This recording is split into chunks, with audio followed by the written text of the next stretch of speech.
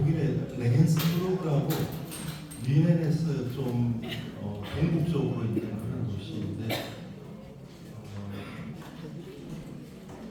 이 성프란치스코 성당 옆에 원래 성 미카엘 성당이라고 있었는데 그 레겐스부르크가 이제 이렇게 경제가 이렇게 좋아지다 보니까 신자들이 늘어서 이제 성당이 좀 큰 성당이 필요해서 새로 짓게 된 그런 성당입니다. 앞 조금 전에 보셨던 유리 성당도 그렇고 이 성당도 그렇고 지금 계속 보실 성당들은 독일에서는 현상 공모를 통해서 이렇게 당선자를 결정해서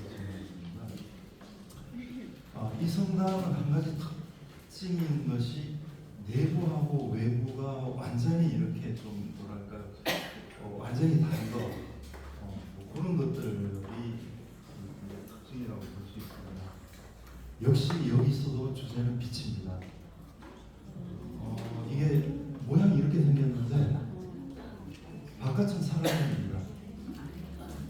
우리 처음에 보셨던 그리스도 몸 성당도 사각형이고 일색이었고 그 이후에 쭉 그랬던 것처럼 여기서도 사각형 성당의 내부에 이렇게 타원으로 된 이런 성당 공간이 들어있죠.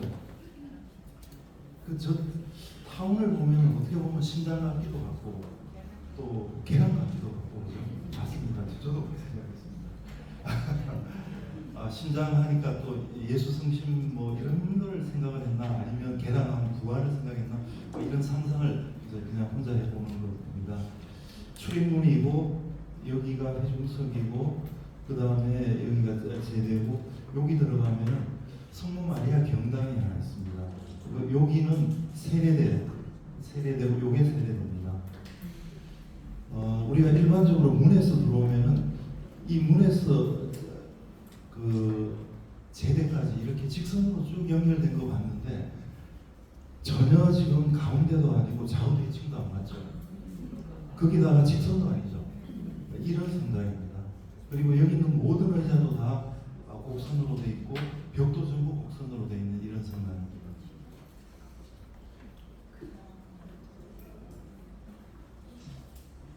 외관은 하얀색 박스.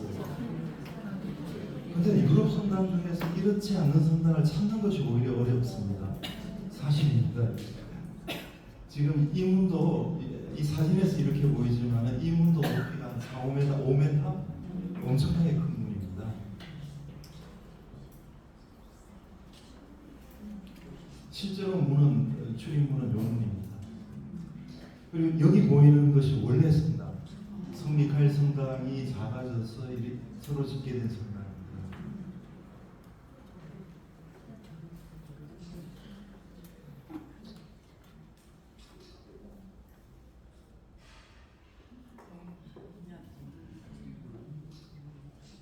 요게 이제 본당 성당으로 들어가게 되는 요 성당 출입문인데 요걸 안에서 보시면은 이렇습니다. 이 성당이 프란치스코 성당이거든요. 그 프란치스코 성당 하면 제일 먼저 떠오르시는 게 태양의 노래죠. 그죠? 이 유리화의 주제가 태양의 노래입니다. 그래서 이제 프란치스코 성당이라는 그 의미를 담으려고 그랬고 내부가 이렇습니다. 근데 이 성당은 한 가지 특별한 게 벽에는 눈으로 보이는 창이 하나도 없어요. 하늘, 이 지금 천정이 창입니다.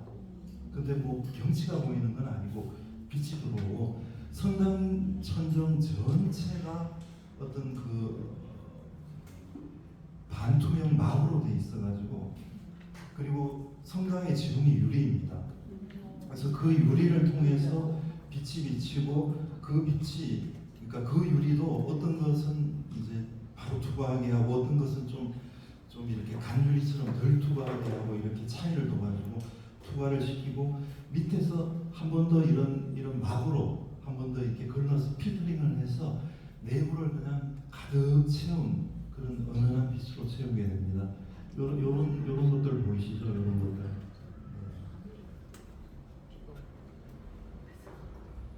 지금 감실, 그다음에 아까 말씀드렸던 세례 저기 보이는 데가 이제 뭐 성모 마리아 경당 있는 부분입니다.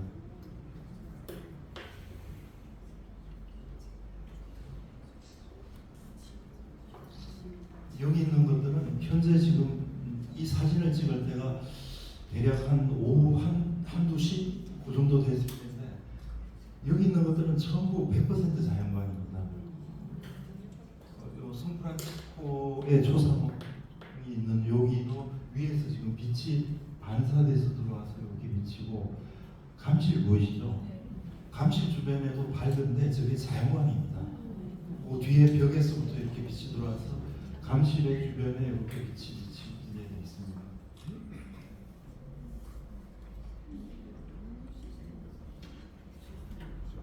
벽이 이렇게 기울어져 있고,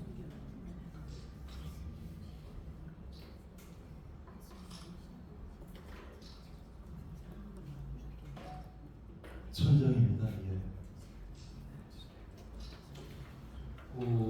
아까 보셨던 성모 마리아 경당에 들어가면 여기도 그림을 이렇게 두지 않았고 이렇게 영상으로 성모 마리아를 이렇게 비춰주고 있고, 위에 그 성모님을 상징하는 푸른색 이런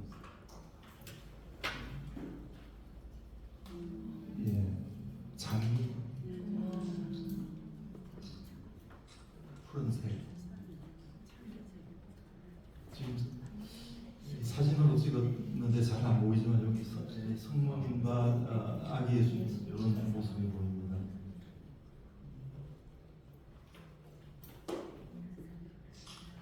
그러니까 대부분의 성당들이 그렇죠. 이 세종석 재료가 그대로 따라가서 재단이 되고 똑같은 재료이고, 벽도 그렇게 같이 갔죠.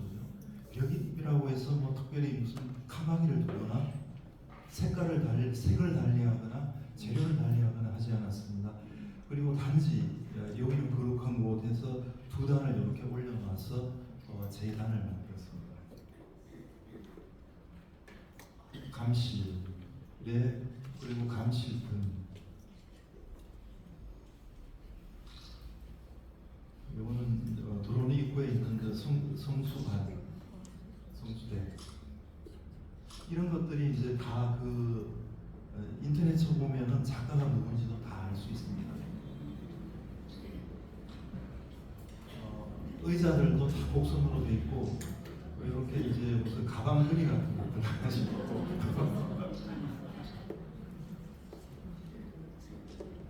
그 다음에 이번에는 플로리안 성당인데, 이 플로리안 성당과 이 다음에 보실 그 니콜라우 성당은 뮌헨시의 플로리안 성당, 뮌헨의 동쪽에 이렇게 있는 신도시입니다.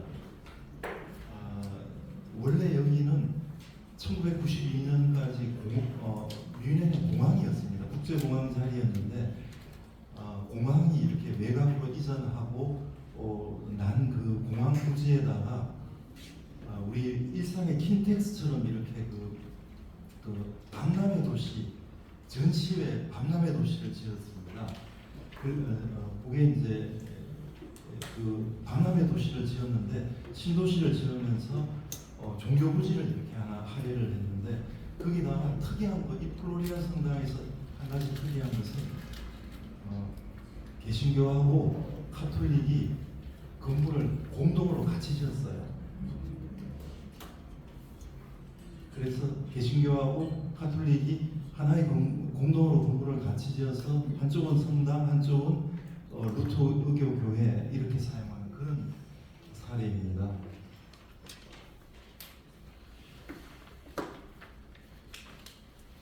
그리고 이 성당에서는 빛이라는 것을 이제 이 성당에서는 가장 눈에 띄는 요소가 스테인드 글라스입니다. 이게 신도시이다 보니까 이런 건물들이 있고, 이 건물 밑에 요 하얀 거 보이시죠? 여기 이제 보이는 데가 성당입니다. 그래서 요 박스가 두 개가 보이는데, 요 왼편이 개신교 교회, 오른편이 카톨릭 성당입니다. 그리고 짓기도 같이 지어서 한 사람이 있어요.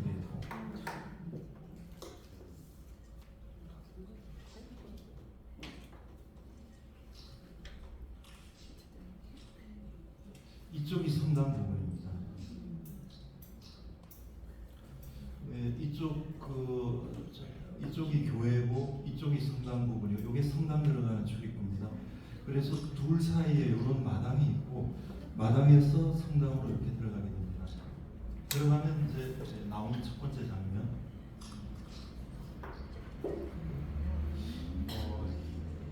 이 성당은 이게 산타 헬레나 로사인가 제가 성함이 정확하게 기억은 안 나지만 이 스테인드 글라스 작가가 이 엄청난 스테인드 글라스를 요 제대 뒤에 이 벽 전체에다가 해서 이게 이제 들어가면 가장 압도적으로 이 공간에서 눈에 띄는 그런 장면이 되어 있습니다.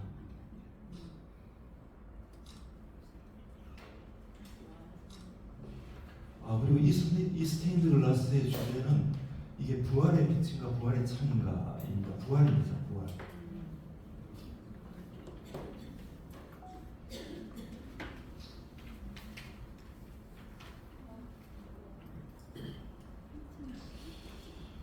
그래서 우리가 여태까지 주로 많이 봤던 것들이 어떤 세계 유리 조각들을 답선으로 이렇게 이어붙인 스테인드 글라스를 주로 이제 우리가 보게 되는데 조금 전에 보셨던 그 프란치스코 성당의 문의 태양의 노래도 그렇고 여기도 그렇고 사실은 그런 우리가 전통적으로 봐왔던 그런 형식의 스테인드 글라스는 아니죠.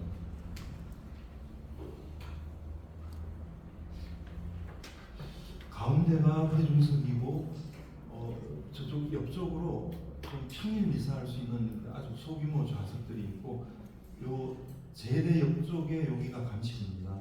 그 다음에 요 감실 옆쪽으로 해서 여기가 성모님 경당 같은 게 여기 하나 있습니다. 보라색 내지는 뭐 청색 계통. 그리고 뒤쪽이 마당으로 나가는 쪽에 십자가의 길이 이게 저 유리로 이렇게 표현이 되어 있습니다. 여기 이제 아까 회중석 옆에 있는 평일 미사하는 공간. 그다음에 여기는 성모님 경당.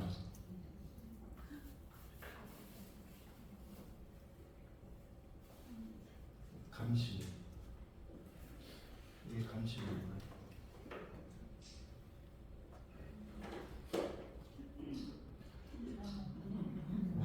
지금 여기에서 다들 아시겠지만 예수님하고 아기 예수님하고 아기는 아니구나 성령입니다.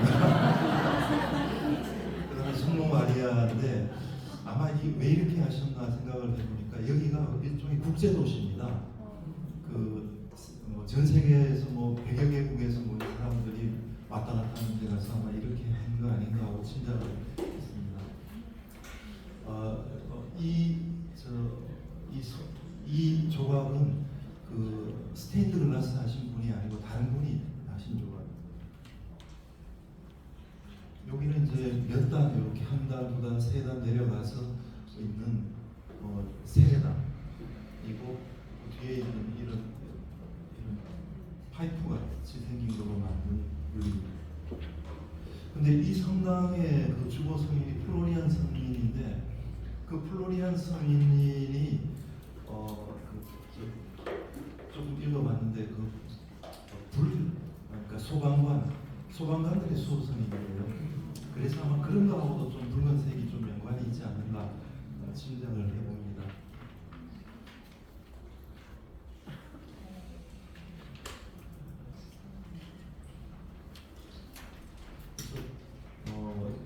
세례당에서 본당 쪽을 바라보면 지금 여기도 이 유리화 앞에 제대가 있고 제대를 삼면으로 이렇게 둘러싸서 신자석이 있고 또 보시면 처음에 우리 보신 것처럼 신자석 바닥하고 여기 있는 이 의자하고가 같은 색이기 때문에 의자가 별로 눈에 안 띄죠. 있는지 없는지 의자의 존재감이 별로 없죠. 그죠? 이런 세심함 같은 게 있습니다. 그리고 항상 느끼는 거지만 여기 도대체 조명은 여기 있군요. 그 다음에 냉난방기는 어디 있는 것인지 아니면 그 스피커 우리 성당에서 흔히 보이는 그 성가 번호판 등등등 그 수많은 복잡한 것들 아무것도 없어요. 단지 성당의 스테인드 글라스 제대 독수대 이런 성물들밖에 없습니다. 요게 이제 프로리안 승인 화, 프로리안 승인의 경당 기도하는 겁니다.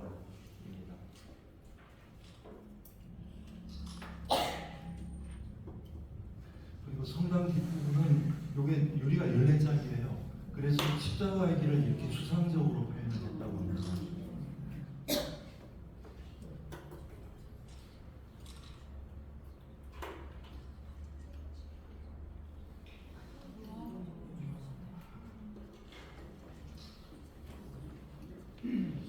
저 질문해도 괜찮습니까? 네, 괜찮습니다. 네, 이 성프로비아 성당 왜 교회하고 이렇게 연합회관이 한글때 짓게 된 연유가 무엇인지 궁금하고요. 교회 내부 인테리어는 이 성당 내부하고 어떻게 달리 설계가 되는지하고요. 세 번째는 그 앞에 길쭉한 건물이 있고 또그 박스가 있는 그 부속 건물은 무엇인지 좀 궁금해요. 첫 번째 왜 개신교하고 같이 이렇게 건물을 짓게 됐느냐는 그 신도시를 이렇게 지을 때 우리가 종교부지를 만드는데 종교부지가 아마 이거 하나였던 것 같아요. 그래서 그 부지에다가 그냥 같이 들어갈 수밖에 없는 그런 형편이었던 걸로 짐작이 되고 두 번째가 뭐였나요? 그 내부 교회 내부하고 저희 성당의 내부가 어떻게 차이가 되지 않습니까? 두 번째 질문 죄송합니다. 제가 교회에는 관심이 없어가지고 못 봤습니다. 세 번째는 부속 건물. 네, 저 수녀님께서 말씀을 해주시겠다고 하시네요. 제가 직접 두 군데를 다 가봤는데요. 오늘 마주보고 크기는 같아요. 네, 크기는 같은데 아무래도 우리가 하늘 공간이 훨씬 아름다워요.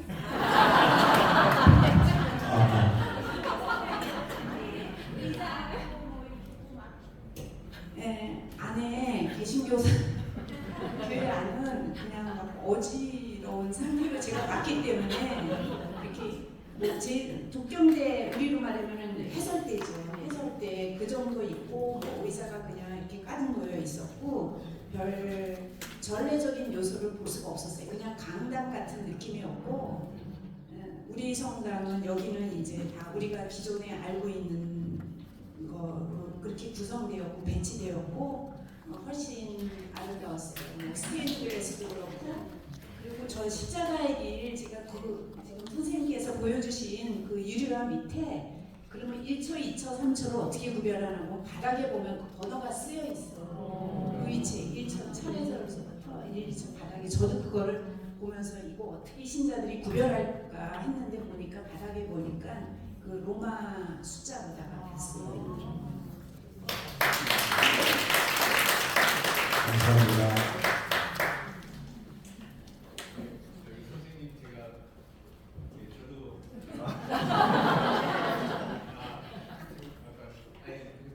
저도 제 목소리 들리죠? 네.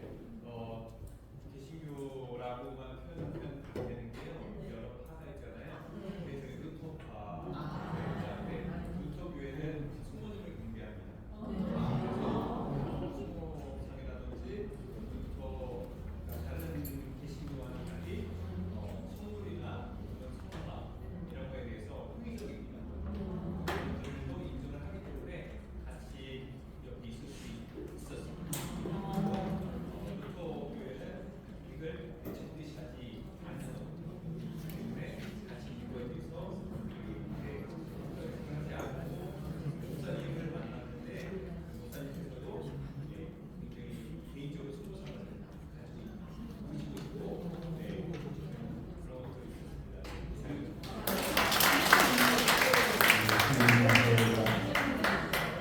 네. 수녀님이 여기도 한국에 있어요. 교회는 수녀님이 안 계시죠? 네. 이제 시간이 막 거의 다 돼가지고 이제 빨리 해야 돼요. 성리 폴라우 성당도 이제 미넨 근처에 있는 성당입니다. 이것도 원래 이제 성리 폴라우 성당이 원래 있었습니다. 원래 성당이 요겁니다. 새로 지은 성당이 요거고 여기서 여기까지 이렇게 연결하는 성당인데 이제 여태까지는 계속 하얀 벽만 보다가 이건 이제 벽돌로 된 성당입니다. 그런데 제가 오늘 보여드리는 것 중에 유일하게 이게 건축적으로 복합 건물입니다. 이쪽이 성당 부분이고 이쪽이 사대원 쪽입니다. 그리고 저쪽 앞쪽이 우리로 치면 교육관, 분당 사무실 쪽입니다. 나중에 보시면 이 창이 실내에서 어떻게 보이는지 보시게 될 겁니다. 여기 이제 이렇게 들어가게 되는데 들어가는 입구에 이런 보존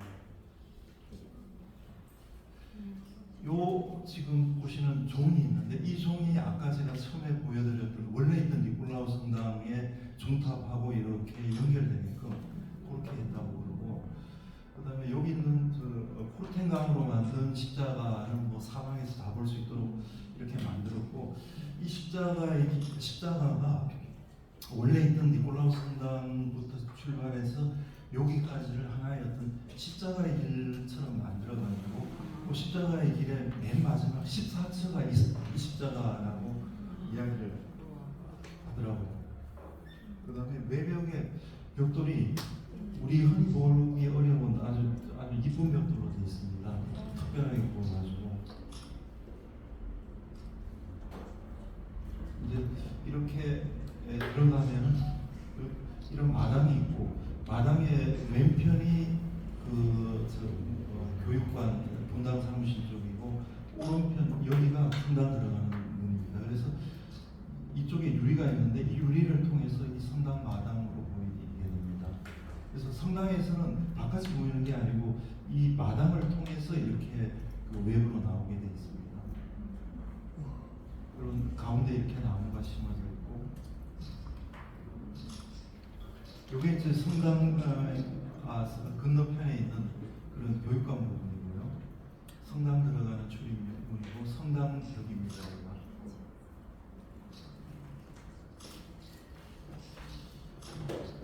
이 성당도 그냥 하얀색 벽에 빛이 들어오는 데가 크게 보면은 제대 있는데 하나, 그 다음에 이쪽 옆구리에 하나 해서 큰 빛 들어오는 이렇게 좀 필터링된 빛이 들어오는 데가 있고 그리고 회중석 신자석은 전부 이렇게 오크 나무로 깔아져 있습니다.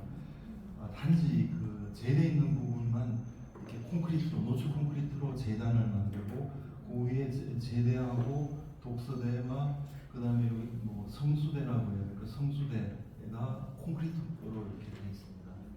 그래서 오크 바닥 나무 위에 오크로 만든 이 신자석 결국 이 좌석도 보면은 바닥과 이 의자가 같은 색깔이고 같은 재질이죠, 그죠? 그래서 크게 이렇게 의식이 안 되겠죠. 이렇게 그리고 제대를 디귿자로 둘러싸게 돼 있고 제가 아까 좀 빨리 지나갔는데 그 2차 바티칸 공의회 그리고 그 이전에 전례운동 핵심이 신자들이 가급적이면은 많은 신자들이 전례를 정확하게 알고 능동적이고 적극적으로 전례에 참여하자 하는 것이 전례운동과 그리고 2차 바티칸 공의회 정신의 핵심이라고 저는 그렇게 생각을 하는데 그렇게 배웠는데 하여튼 건축에서 표현되는 방식은 가급적이면 제대에 가깝게 신자들이 이렇게 위치해서 좀 긴밀하게 그 전례에 참여하자 하는 그런 배치다고 이렇게 이해를 하시면 될 것 같습니다. 그리고 이제 감실 이런 보시면은 금속으로 된데 포도송이처럼 돼 있죠. 저게 이렇게 열려요.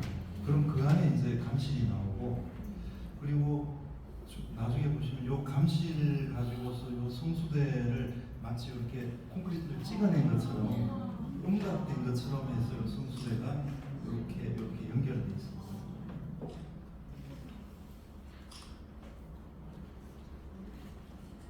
그냥 하얀 벽에 빛만 있고 아무도 없는 정말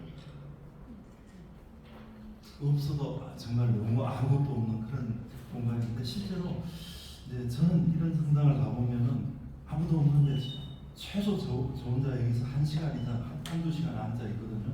뭐 기도도 했다가 그냥 있다가 오랜 시간 앉아 있어 보면은 편안함을 느낍니다. 편안함을 느끼고 하나도 부족함이 없다는 것을 느끼고 뭔가 충만한 그런 것들이 이 공간에도 있는 것 같아요.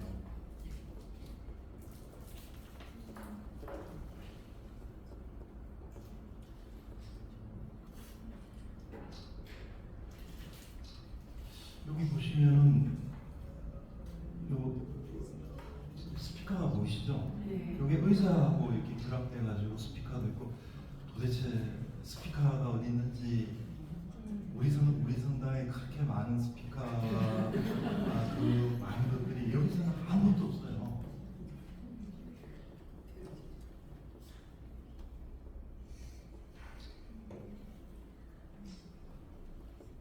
여기 성모님 경당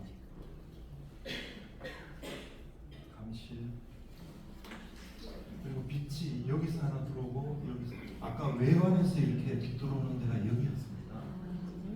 그런데 이 빛이 그냥 들어오는 것이 아니고 필터링이 돼서 이렇게 빛이 들어오게 됐습니다.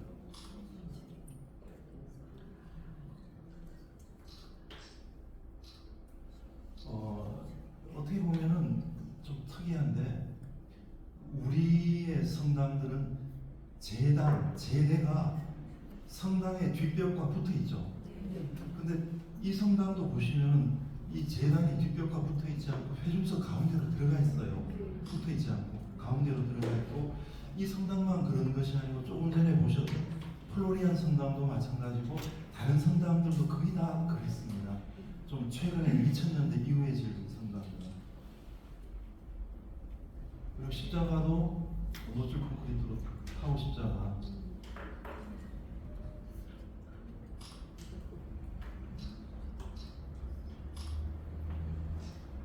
두 개의 빛이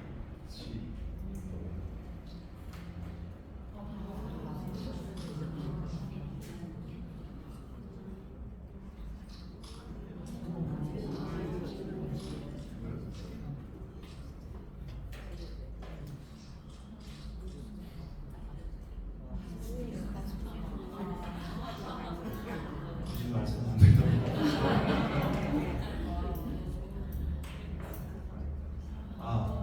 이건 다른 성당입니다. 이거 성당을 넣은 이유는 이제 처음에 언급드렸던 우리가 제단을 그 전통 뭐 고딕이라든가 아니면은 뭐 그 성당들에서는 제대는 성스러운 신성한 공간이기 때문에 회중석과 분리해야 된다. 즉 분리를 하는 쪽으로 이렇게 생각을 하고 또 그 위에 아치도 두르고 이렇게 자꾸 분리하는 쪽으로 가는데 현대 성당으로 오면서 지금 화면에 보시는 거는 2017년에 봉헌한 저 독일의 라이프치히에 있는 라이프치히 성당입니다. 삼위일체 성당입니다.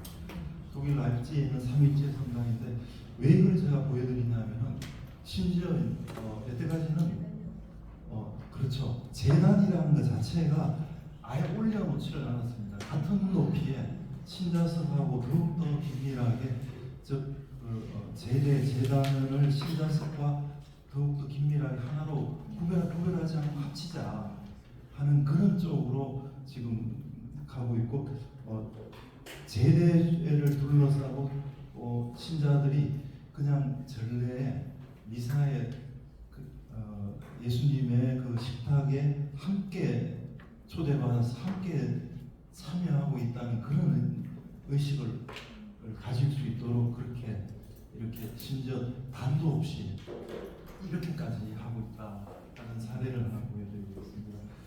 그래서 여기 보시면 뭐 제대가 있고 독서대가 있고 감실은 이쪽에 오시면은 여기가 감실입니다. 그리고 아까 여기 제대가 있고 이런 성당도 있습니다.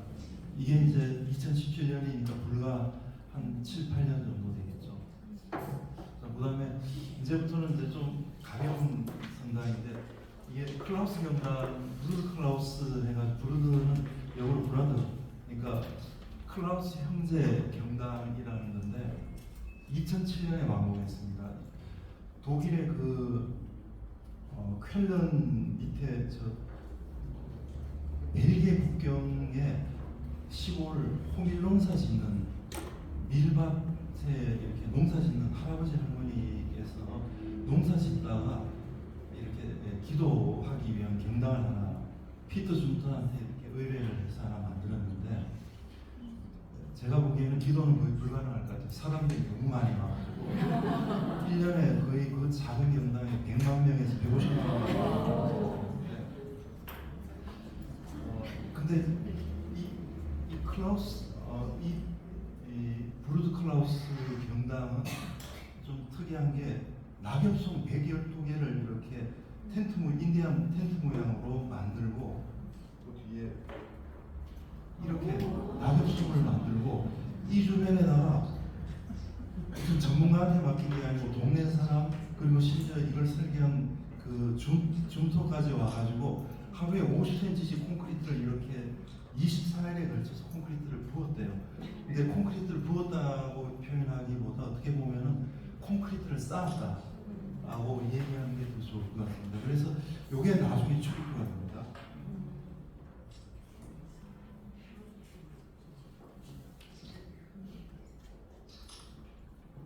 이게 이제 붙고 있는 장면이고 이분이 설계자 줌터이거든요. 그래서 이제 입체적으로 보면 이런 모양이고 평면으로 보면 이런 모양입니다. 위가 뚫려 있어요. 근데 이제 그럼 어떻게 만들었냐면 그 112개의 나무를 가운데 두고 콘크리트를 50cm씩 쌓은 다음에 그 안에 있는 나무에다 불을 붙였어요. 그리고 그 나무를 3주간에 걸쳐서 천천히 태웁니다. 그러면 천천히 그 나무가 다 타겠죠. 다 타고 나면은 안에 공간이 남겠죠. 그게 경당이 된 거죠. 그래서 여기는 사실 개인적으로 찾아가기는 무지 어려운 데입니다. 이게 다 호밀인데 이 길을 따라서 쭉 가면 이게 이제 경당이 종이 것이고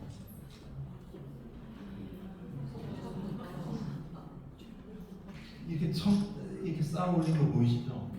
예, 이 쌓아 올린 것이 어떻게 보면 세월, 시간을 표현할 수도 있고 그렇습니다. 그러니까 왜 콘크리트가 꼭 그렇게 맑거나고 꼭 그렇게 예뻐야만 하나요? 하는 거죠. 콘크리트는 이러면 어떠는가? 근데 그런 것이고 또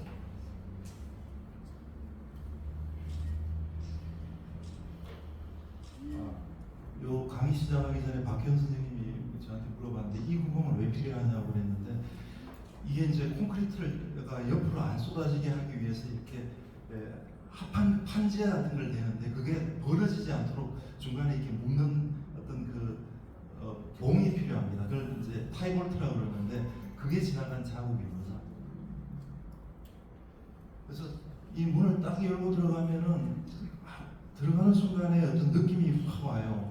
그게 어떤 느낌이 왔냐면 제 같은 경우는 아주 어렸을 때 시골에 외할머니 댁에 갔을 때 그 부엌에 부뚜막 냄새, 나무 탄 냄새가 확 오는데 순간적으로 확 와서 감동스러워요. 이게 이제 그 나무가 다 탄 자국입니다. 남은 자국이고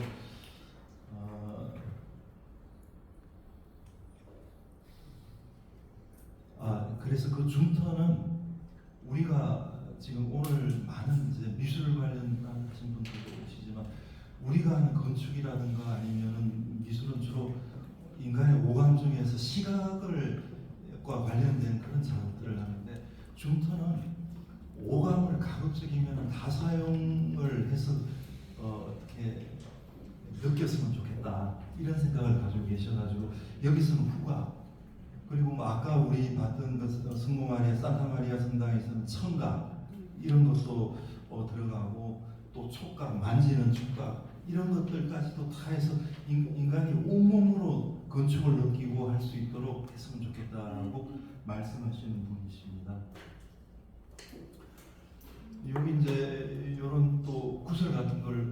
있고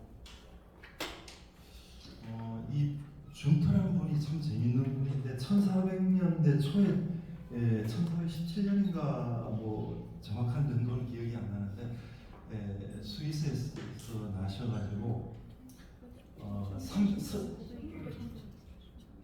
아니 1400 준터가 아니고 브루드 클라우스 스님 클라우스 경당이기 때문에 그 클라우스 성인이 1400년대 분이에요.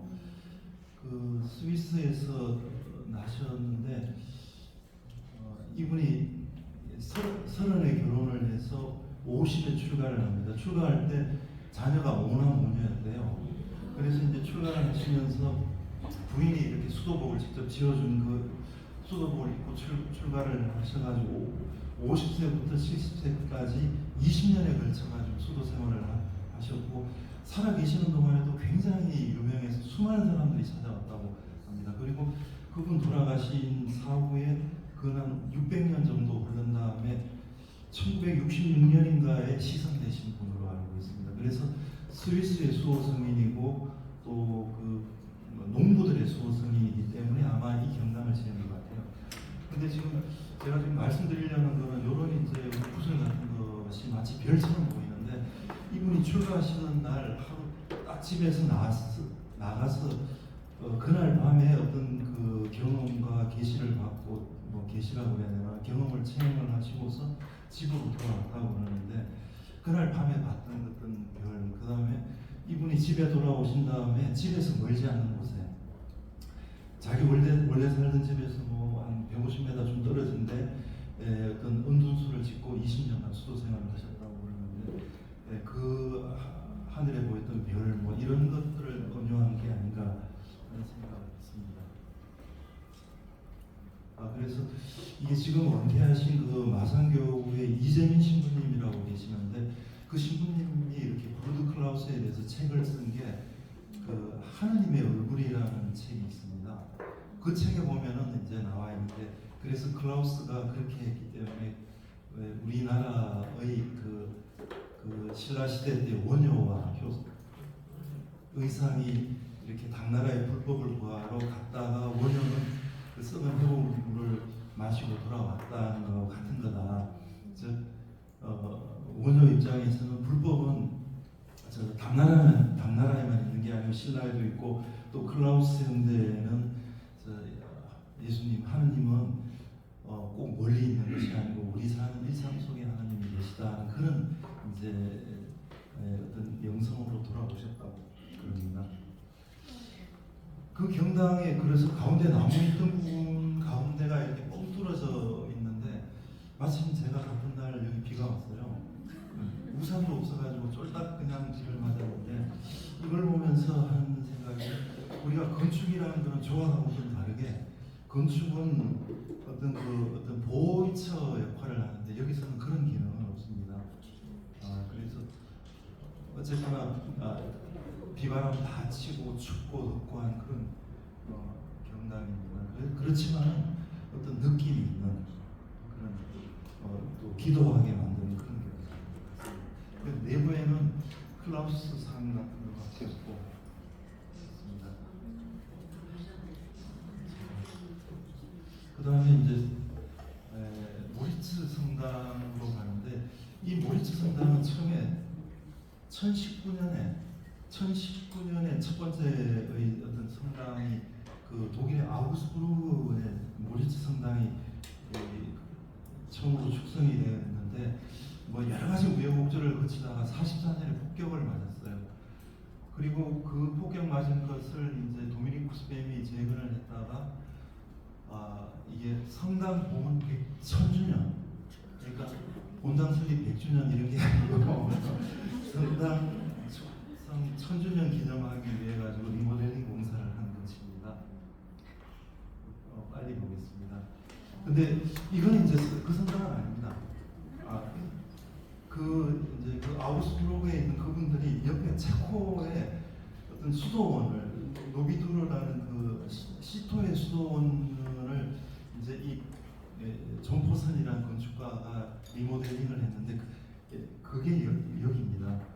이 그 수도의 성당 리모델링을 한 것을 성당의 신자들이 가보고 아 이분한테 시켜야 되겠다 해가지고 존 포슨한테 이제 이건 이건 뭐냐 피정집이고 그런데 저도 이제 한번 여기 가보려고 이렇게 홈페이지에 이렇게 접속을 했더니 홈페이지에 뭐라고 나오냐면 여기는 기도하는 곳이지 건축 구경하러 온 데가 아닙니다. 제발 좀 오지 마세요. 이렇게 적어져 있어가지고 포기했습니다. 원래 폭격 맞기 전에는 이렇게 생겼습니다. 폭격 맞고 나서는 이렇게 됐어요. 1984년에. 그래서 도미니쿠스 뱀이 이렇게 붙였습니다. 그 다음에 2010년까지 이런 형태로 쓰고 있었는데 이걸 이제 리모델링을 해서 이렇게 붙였습니다. 근데 여기 가보면은 내가 현실에 있나 아니면은 어떤 그 상당히 몽환적인 그런 느낌입니다. 그리고 여기서 가장 눈에 띄는 게 구세주 그리스도상이라고 이게 1600 몇 년도에 그 어떤 바로크 시대 때 조각이라고 그러더라고요. 가장 공간의 중심을 이루고 구세주 그리스도상 근데 가장 그 존재감을 드러내고 공간의 중심을 이루는 그런 조각이 그 뒤에 밝게 보이는 무한히 밝은 이것은 이제 천상 예루살렘의 빛이다 하는 것을 표현하려고 이렇게 합니다. 여기 보이는 빛들은 그냥 그 유리로 들어오는 빛이 아니고 유리 앞에 오닉스라고 해가지고 하얀색 대리석을 얇게 썰어가지고 끼워서 그 대리석을 통해서 들어오는 빛이기 때문에 이렇게 은은한 빛이 나고 있습니다. 빨리 너무 구체적으로 있어서입니다. 이거 보시면 다른 것들은 다 하얗고 컬러가 없는데 오직 이제 컬러를 색을 보시면 제대 독서대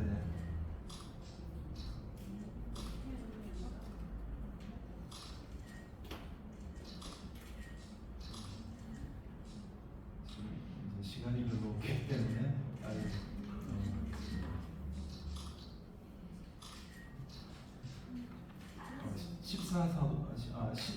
12사도상 이게 맞습니다. 여기 보시면은 이제 유리 앞에 그런 오닉스가 끼어지는 그런 것들을 보실 수가 있습니다. 분들, 그러니까 이 존 포스는 굉장히 미니멀한 건축가입니다. 그리고 모든 것이 그냥 생략되고 단순화됐기 때문에 그냥 어떤 몽환적인 느낌 내지는 집중 같은 것을 볼 수가 있습니다. 외관은 그냥 이렇게 옛날 성당 그대로 보는 것 같습니다. 그 다음에 목조 영당이라고 했는데 이것도 이제 좀 아까 그 브루드 클라우스처럼 일종의 어떤 파빌리온 같은 것인데 좀 가볍게 보실 것이 독일의 그 덴젤이라는 그 목재 회사가 이렇게 재단을 만들어가지고 그 150km 자전거 길에다가 경당 7개를 지어서 개정을 했는데 그 경당은 24시간 열려 있습니다. 그래서 경당을 지은 것은 자전거 타면서 이렇게 거기서 뭐 이렇게 비바람도 피하고 또 뭐 이렇게 명상도 하고 쉬어서 갈 수 있도록 하는 그런 용도입니다. 보시면 여기 이제 자전거 길이 이렇게 있는데 그 중에서 저희가 요걸 보겠습니다. 그냥 통나무를 가급적이면 가공을 적게 하고 있는 그대로의 나무.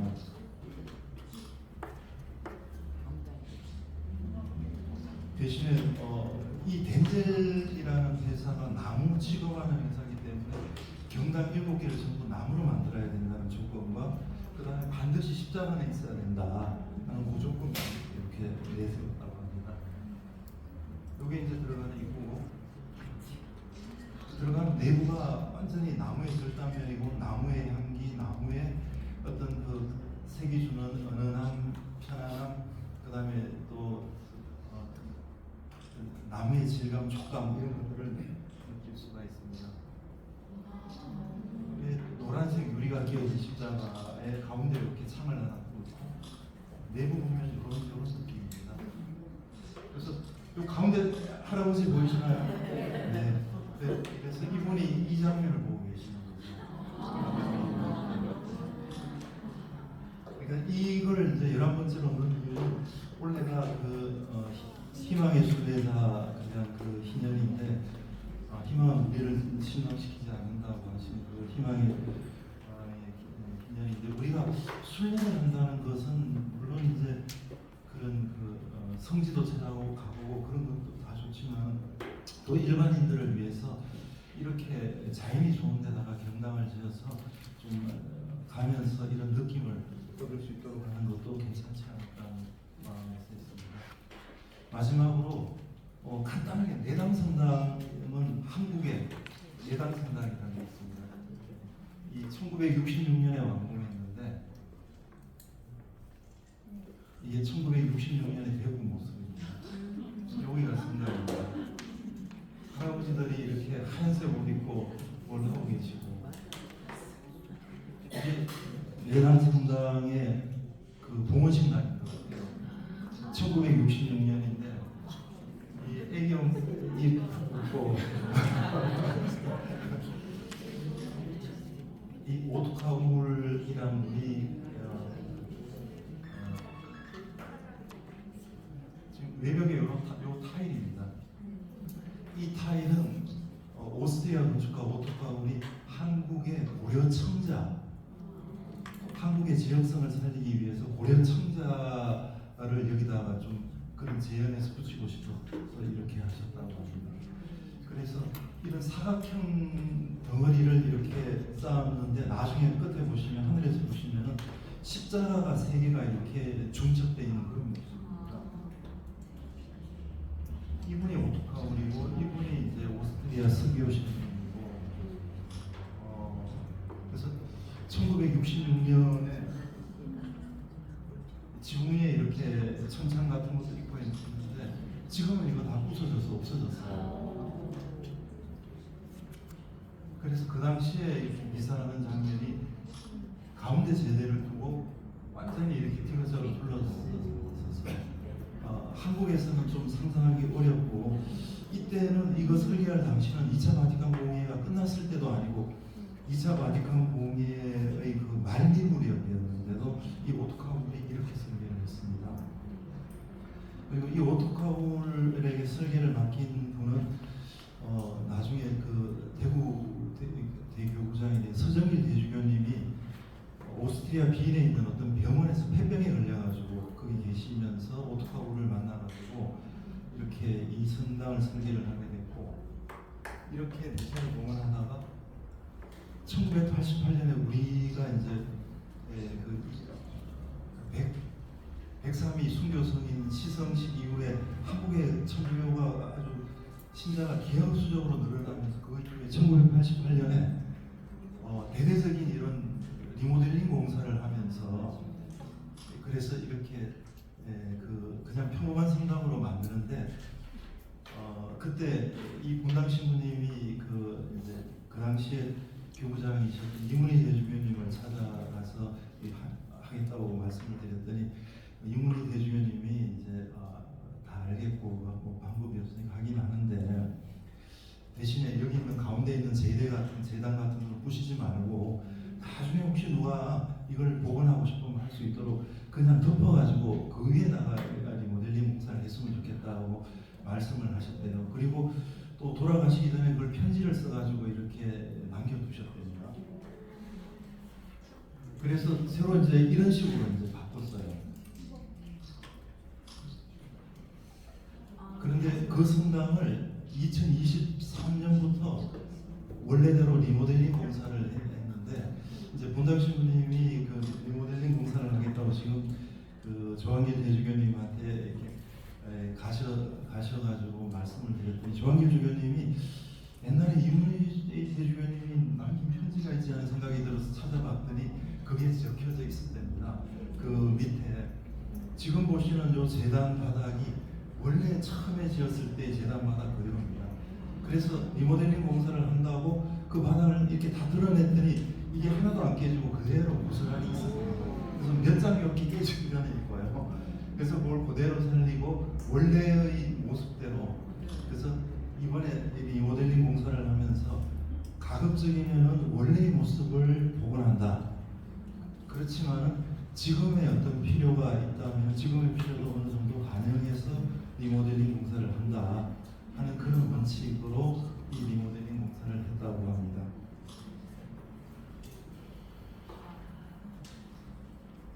근데 지금 봐도 굉장히 이게 66년에 우리나라에 지어진 성당 같지 않고 아주 획기적인 성당입니다. 제대는 가장 가운데 있고 공간에 가장 그 제대 있는 데가 가장 높고 가장 밝아요. 그리고 재단도 많이 안 올렸죠. 아주 조금 한 단만 해서 여기가 재단이다 하는 표시만 했죠. 그 이 바닥에 있는 이 타일도 아까 제가 설명드렸던 그 우리나라의 고려 청자의 그것을 좀 재현했으면 좋겠다 하는 그런 뜻이 반영된 재단입니다. 그리고 이런 십자가도 원래 축성할 때 그 그대로 다시 살렸고요.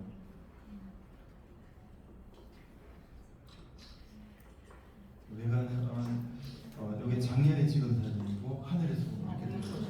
그러니까 위에서 요게 십자가고 그 다음 십자가가 이렇게 돼 있고 맨 마지막 십자가가 또 이렇게 세 개가 이렇게 중첩되어 있는 형상입니다. 그래서 오늘 제가 말씀드릴 거는 빨리 시간이 되는데 가는데 결론적으로 말씀드리면 보셨다시피 지금 유럽 성당들은 그냥 외형이 단순합니다.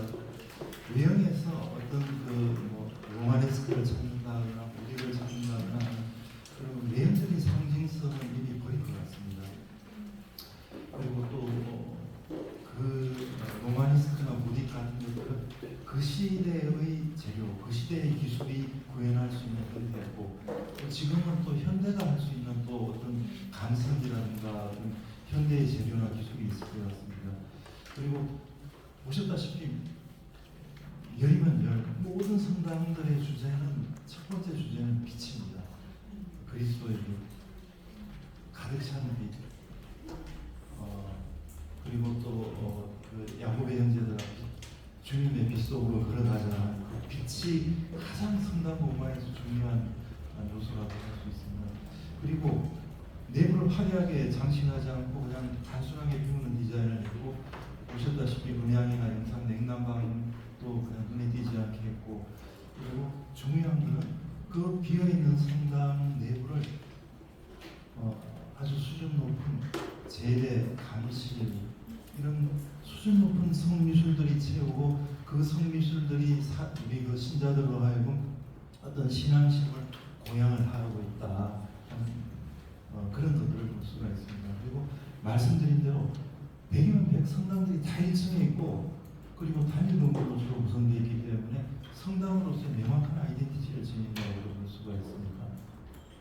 그리고 이제 최근에 와서 제가 보여드린 것처럼 브루드클라우스 채플이나 아니면 그 목재 경당 이런 사례에서 볼 수 있듯이 우리는 이제 성당은 교회에서 아니면 수도에서만 짓는 것이 아니고 개인들도 경당을 지어서 이렇게 기도할 수 있고 묵상할 수 있는 공간을 만드는 그런 일들도 있다 하는 것을 말씀드립니다. 이상으로 제 이야기를 마치겠습니다.